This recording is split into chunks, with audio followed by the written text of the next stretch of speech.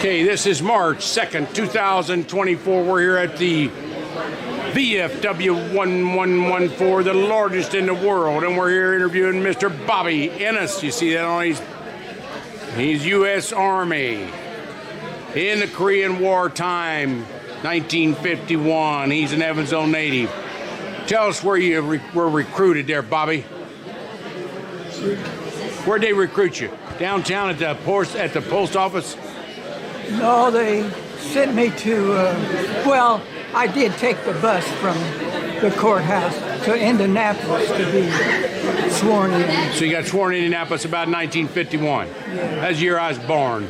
That was a good year. So then after you got sworn in, you came, where'd you go to boot camp? Breckenridge. Okay, and you're there about 6 weeks, 8 weeks, 10 weeks? Yeah, 8. As long as it takes. 8 or 9 weeks. Where'd you go to grade school and high school? I went to, you won't know, Rylander and Wrights. Rylander and Wrights. Tell us where Rylander was. It was on Teacuple Avenue right next to Claremont. Okay, right by Bucyrus Erie. Close to it. Okay.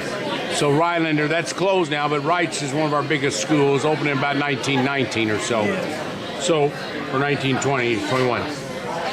So then you went to Indianapolis. Then you went straight to Korea, or not straight to Germany? No, I went up to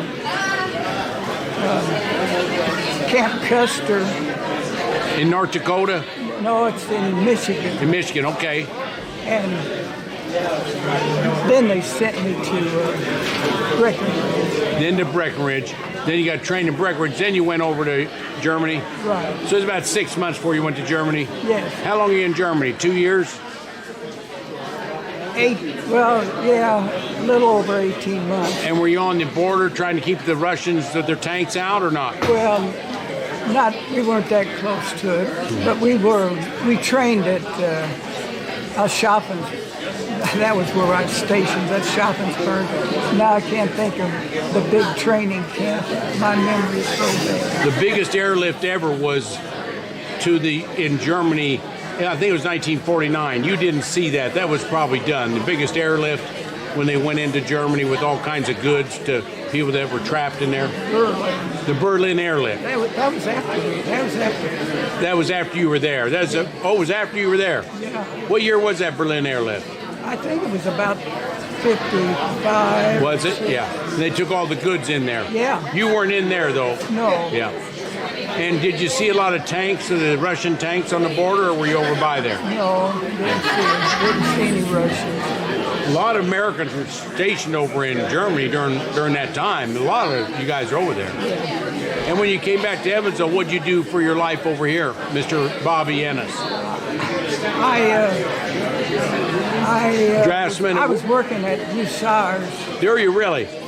Bucyrus from probably 55 to 65, and then went to Whirlpool? From 50, after I got out of high school, 51 to 59, I was at Bucyrus. And then I got a drafting degree and went to Deere Company in Moline, Illinois. Uh-huh. So in Moline, Illinois, with your drafting experience, and where? Yeah. Then I decided I wanted to come back to Evansville, but I saw a job in Owensboro, so I went down to Owensboro, and then I went. And then I decided to go to Hahn. Yeah. And be a draftsman. Yes, and she did it for Hahn, big company in Evansville. Yes. Yeah. Well, Bucyrus here, we have a reunion every year. They were here from Evansville in 1984, and a guy named Gressel just died. Bob Gressel, big West Sider. Mr. Tolley, he was a big Kentuckian. Mr. Tolley worked there, or Tongs worked there. My grandmother worked there in 1960, 1918. But Bucyrus is one of our biggest companies, and you learned a lot of things there, how to do things. Yeah, I was on a radio drill. Yeah. And then I went on to a lathe. Yeah, they had all that stuff. They had everything. Well, thank you, Bobby. You're going to have a great time on this trip. Okay? Thank you. Okay. Come on out to our museum. I'm going to give you a handout. Okay? We got a museum. You come out there.